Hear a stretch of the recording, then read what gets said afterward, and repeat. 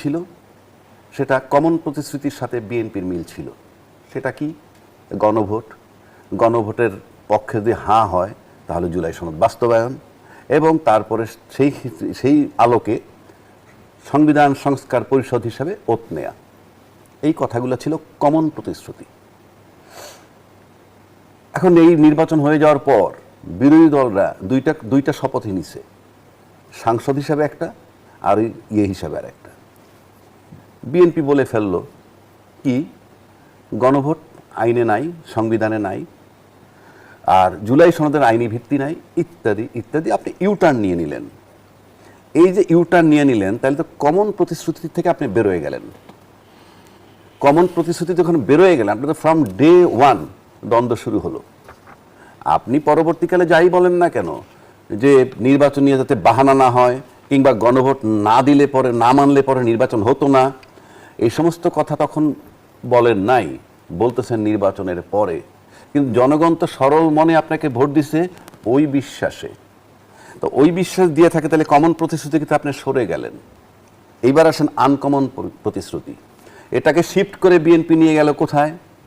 তারা বলছেন যে আমরা আমাদের বহু আগে 31 দফা দিয়েছি।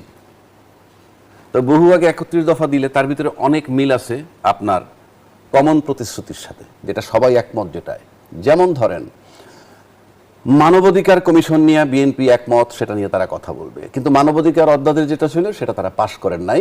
উপরন্তু 2009-টা ফেরত আনলেন। 2009-টা কার? আওয়ামী লীগের।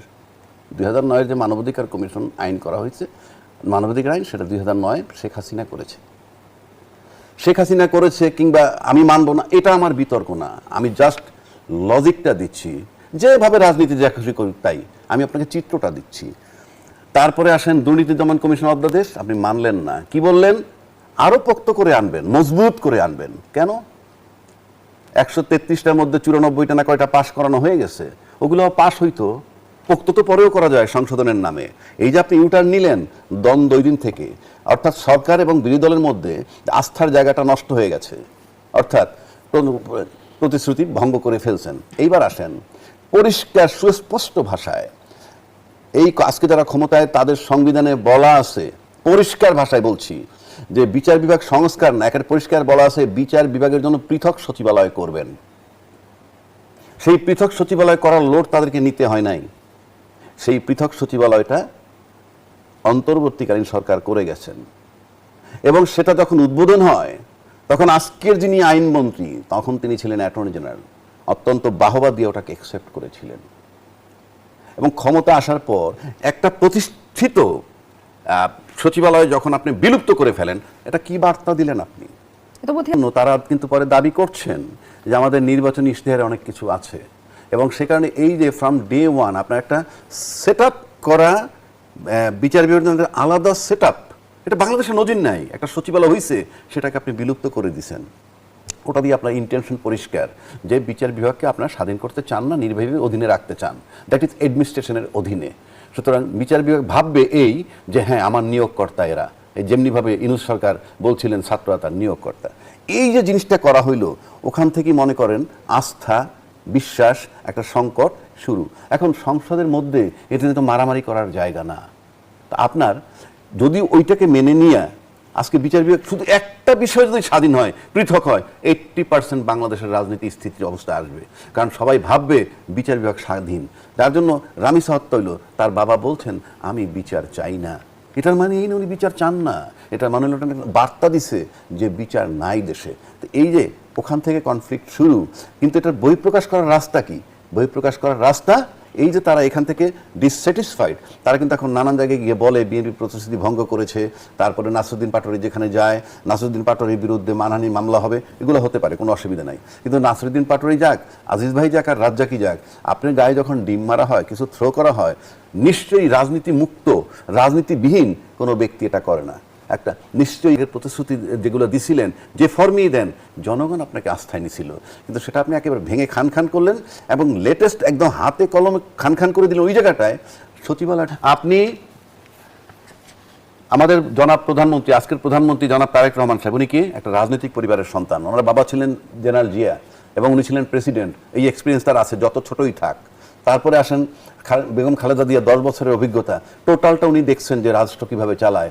তারপরে বহির্বিশ্বে বসে উনি 17 বছর তার দলটাকে টিকিয়ে রেখেছেন। তাহলে রাজনৈতিক প্রজ্ঞা, এক্সপিরিয়েন্স তার আছে। এটা যদি আপনি কম্পেয়ার করেন, পাশাপাশি যদি ইউনুসকে আনেন, ইউনুস সাহেব নিল 8 তারিখ, তারপরে 3 দিন পর থেকে দুনিয়ার যত আন্দোলন তার বিরুদ্ধে আসছে। একটা বারো এই দেশের লোক বলছে যে উনি তো রাজনীতিবিদ না, উনি এগুলা বোঝেন না, এই দাবি তো আপনি এখন নিয়ে আসছেন কেন? হ্যাঁ, এটা কি কেউ ফিল করছে? সে তো আগুনের মধ্যে বসছিল। আর উনি এত বিজ্ঞ রাষ্ট্র নিয়ে কি আপনি এরকম টার্মোয়েল সিচুয়েশনের মধ্যে 100 দিন হানিমুন পিরিয়ড নেবেন কেন? তাহলে তো ইউনুস সাহেবের সময় যে আন্দোলনগুলো ছিল, সেই আন্দোলন এখন নাই কেন? সেই আন্দোলনগুলো আবারও বলছি, কোনো ব্যক্তি করেননি, দলমুক্ত কোনো ব্যক্তি করেননি, দলের সাথে সম্পৃক্ত না এমন কোনো ব্যক্তিরা করেননি। সুতরাং you are to pay for it. যেইটা আপনারা করেছেন, যেই করেন না কেন, সেটা আপনাকে রিটার্ন আসবে। ধন্যবাদ জানাচ্ছি অ্যাডভোকেট আবু হিনা রাজ্জাককে। জনাব এম এ আজিজ, জামায়াত অভিযোগ করছে সরকার রাষ্ট্র সংস্কারের চেয়ে ভাগ বাটোয়ারা, দখল আর চাঁদাবাজি নিয়ে ব্যস্ত। সরকার ইতিমধ্যে জনবিচ্ছিন্ন হয়ে পড়েছে। সরকার কি ইতিমধ্যে জনবিচ্ছিন্ন হয়ে পড়েছে? না, দেখেন, এটা রাজনৈতিক বক্তব্য। জনবিচ্ছিন্ন এখনই হবে কেন? হতে পারে আওয়ামী লীগ হয়েছে না, ফেসিবাদী হয়েছে না, সেটা তো দেশের স্বাধীনতা তো আওয়ামী লীগ নেতৃত্ব দিয়েছে, কিন্তু হয়েছে তো, এ দলও হতে পারে। কিন্তু এখনই যেটা বলছে তা না। আমি বলছি যে তারা এখন মাইলেজ পেতে চায়, আন্দোলন করেন। পার্লামেন্টে বসে আওয়ামী লীগ নিষিদ্ধ রেখে সন্ত্রাসবিরোধী আইন করছেন, তখন ভাবছে যে খুব সুখ লাগছে যে আওয়ামী লীগ নিষিদ্ধ হয়ে গেছে, ভালো হয়েছে। এনসিপি কিন্তু বয়কট করছে, ওয়াকআউট করেছে। কিন্তু আওয়ামী লীগ এখন যান, আন্দোলন করেন, বক্তৃতা দেন কেন? আন্দোলন করে আইন শৃঙ্খলা পরিস্থিতির অবনতি ঘটলে ঠিকই 2/3 মেজরিটি বিএনপি নিষিদ্ধ করে দিতে পারে। আপনার জন্য আবার ধরেন আওয়ামী লীগ আসলো বা জামাতি ক্ষমতায় আসলো, আবার বিএনপিকে নিষিদ্ধ করতে পারে। আবার আওয়ামী লীগ 100 বছর পরে, 10 বছর পরে আসলো, আবার বিএনপিকে। অর্থাৎ এটা হলো সবার মাথার উপরে খড়ক। গণতান্ত্রিক, যদি গণতন্ত্র চান, এই আইন করাটা সমর্থন করা উচিত হয় নাই। যেমন বলি 5ই আগস্টের পরে যখন মোস্তাক সব জেলখানা পূরণ করে ফেলছে, তখন 1974 সালে স্পেশাল পাওয়ার অ্যাক্ট ছিল, যে অ্যাক্টে কেউ কোনো আইনের কাছেও যেতে পারে না, কোর্টের আদালতের কাছে যেতে পারে। 80% লোক ধরে ফেলছিল আওয়ামী লীগের করা আইনে। তো এই আইনটা আপনারা করছেন না। এটা আমি তো বলবো যে বিএনপি জামাত মিলেই করছেন, তো সংসদে আইন করছেন, তো নিজেদের গাড়ি নিজেরা তরবারি ঝুলাইছেন না। তো এই জন্যেই। আর রাজ্জাকি ভাই যেগুলো বললো, এটা তো উনি বলেনি। আমি তোর উল্টাটা বলি, যে ধরেন আপনার প্রথম থেকে আমি বলছি যে এই যে আপনাদের কালের কণ্ঠে ছাপা হয়েছে, 133টা অধ্যাদেশে রাষ্ট্রপতি 133টা স্বাক্ষর করে নাই। এটা বার করলেন না কেন? 133টা আদেশ উত্থাপন করে 16টাকে আপনি টাইম বার করে দিলেন, 16টা টাইম বার করে দিলেন, এবং বলা হলো যে আরো শক্তিশালী করে আপনার আনা হবে নেক্সট পার্লামেন্ট পর্যন্ত অপেক্ষা করতে পারেন।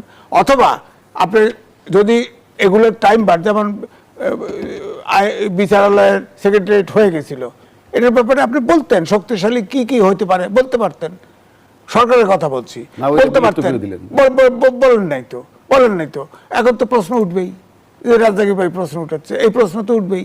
তা আমার কথা হলো কি শক্তিশালী করতে? আমার যুক্তি আছে যে ধরেন 133টা অধ্যাদেশ যদি হয়, আপনি যদি ভাগ করেন, 18 মাসে ভাগ করেন, 4.06 আমি ভাগ করে দেখছি, এটা প্রত্যেক দিনে অধ্যাদেশ জারি করে। রাজনীতির আরো ট্রেনিং লাগবে, তারা কিন্তু পরিষ্কার না। এইটা যে করে তর্ক বিতর্ক থাকবে, পার্লামেন্ট আছে, পার্লামেন্টে গণতন্ত্রে পার্লামেন্টে আলোচনা করবে, সব বিষয়ে তর্ক বিতর্ক করবে, সমস্যা নাই। কিন্তু যখন এই আলোচনা আনপার্লামেন্টের শব্দ উচ্চারণ করবে, অবশ্যই আমি মনে করি সেখানে তাকে মানহানি কেস করে তাকে আইনের কাঠগড়ায় দাঁড় করানো উচিত। এই ধন্যবাদ জানাচ্ছি আপনাকে অ্যাডভোকেট আবু হিনা রাজ্জাকি। ক্ষমতাচ্যুত প্রধানমন্ত্রী শেখ হাসিনার হঠাৎই দেশে ফেরার এক ধরনের গুঞ্জন আমরা শুনতে পাচ্ছি। এ বিষয়ে স্বরাষ্ট্রমন্ত্রী বললেন সরকার চায় শেখ হাসিনা বিচারের মুখোমুখি হন। এর আগে প্রধানমন্ত্রীর উপদেষ্টা ডক্টর জাহিদুর রহমান বলেছিলেন শেখ হাসিনার সাথে এক্সট্রা জুডিশিয়াল কিছু হবে না, তার সাথেও ইনসাফ হবে। সবকিছু মিলিয়ে শেখ হাসিনা কি দেশে ফিরছে? শেখ হাসিনা এই ইস্যুতে এইভাবে ওনারা যেভাবে বলছে, এভাবে দেশে ফিরবেন কি ফিরবেন না সেটা আমি বলতে পারি না। তবে আপনি তো এই বিষয়টা বলেন যে নর্মালি কি করে একজন আসামি পলাতক, এখন শেখ হাসিনা আসামি, আমি আগে কি বললাম না বললাম, বাট একটা কোর্ট সাব্যস্ত করছে উনি আসামি এবং অপরাধী, সেখানে তার মৃত্যুদণ্ড দেওয়া হয়েছে। আমি আইনি ভাষায় বলছি। এখন উনি দেশে আসেন, আইনি ভাষায় সে বলতে পারবেন যে আমি জানতাম না, এটার জন্য রিট্রায়াল করেন, অথবা আমি অ্যাপিল করব, আমি জানতাম না, এটা বলতে পারেন আইনের ভাষায়। আর যদি আপনি রাজনৈতিক ভাষায় আসেন তাহলে কি আপনি চলে গেছেন দেশ ছেড়ে। কেন চলে গেছেন আপনি জানেন, তারপর দেশে কি হচ্ছে আপনি জানেন, আপনি স্টেটমেন্ট দিচ্ছেন আপনি জানেন, নানান বক্তব্য আপনার আসতেছে আপনি জানেন, তারপরে আইনি ভাষায় বলবেন আমি জানি না। এই যে একটা বিষয়, যেমন যে অপরাধী চলে যায় সে কিন্তু ফলো আপ করে তার বিরুদ্ধে কোথায় কি হচ্ছে, বহির্বিশ্বে চলে গেলে সে খবরাখবর রাখে, সেই হিসাবে উনি জানেন। তারপরে আসেন এখন স্বরাষ্ট্রমন্ত্রী যেটা বলছেন উনি এসে ডিফেন্স দিতে পারেন, উনি আসুক, এটা স্বরাষ্ট্রমন্ত্রীর ভাবার কথা না। প্রসিডিউর হইল এই, পলাতক থাকলে পত্রিকায় দিবেন, এইভাবে দিবেন, সমস্ত প্রসিডিউর কমপ্লিট করে বসে এখন উনি বসে থাকবেন, দ্যাটস অল। এখন আসামিকে ফেরত আনবেন এই বইলে যে আমরা রায় কার্যকর করব, বাকি ওনাকে আনতে হলে এইটা বইলে আনতে হবে যে রায় কার্যকর করব। উনি আপিল করবেন সেজন্য তো আমি তাকে দাওয়াত দিব না। আবার যিনি বলছেন যে ওনার ইনসাফ করা হবে, এই যে ইনসাফ করা হবে মানে কি, তাহলে কি এই রায়টা নিয়ে আপনি বিতর্কিত করলেন যে রায়টা দিচ্ছে সেটা সঠিক হয় নাই, ইনসাফ মানে এই কথাটা বলার কোনো এখতিয়ার নাই ওই রায়ের পরে। ওইটা যে বলছেন ইট ইজ টোটালি রং। আপনি ইনসাফ করবেন মানে কি, এটা তাহলে বেইনসাফি হয়েছে, এইটা আপনার ভাষা। আর ইনসাফ করার মানে কেন বলতেছেন, কনফিডেন্সটা কি, ওই যে পৃথক সচিবালয়টাকে আমি বিলুপ্ত করে দিছি, এটার মানে হচ্ছে সে বার্তা দিচ্ছেন যে বিচার বিভাগ আমাদের অধীনস্থ, টেনশনের কিছু নাই, আসেন আপনার প্রতি ইনসাফ করা হবে। ধন্যবাদ জানাচ্ছি অ্যাডভোকেট আবু হেডার রাজ্জাককে। চলো আমি আজ এ বিষয়ে 2-4 লাইন মন্তব্য নিতে চাই। অনেকেই শেখ হাসিনার এই ফিরে আসা কিংবা ট্রাভেল পাস চাওয়ার এই বক্তব্যকে রাজনৈতিক স্ট্যান্ডবাজ হিসেবে দেখছে, এটাই আপনি ঠিক, কিভাবে দেখছেন? এটাই ঠিক। আর ইনসাফের ব্যাপার তো ট্রাইব্যুনালের বিচার, এটা তো ট্রাইব্যুনাল যেটা করা হয়, শেখ হাসিনাই ট্রাইব্যুনাল করে গেছে, সেখানে পত্রিকার নিউজ, ছবি, অন্য সাক্ষী, শুনেছি, জেনেছি, এগুলো গ্রহণ হয়, এগুলো তো বিচারের মধ্যেই আছে, এগুলো করলে ইনসাফ। ওনার তো দণ্ড হয়ে গেছে, ফাঁসির আদেশ হয়ে গেছে না।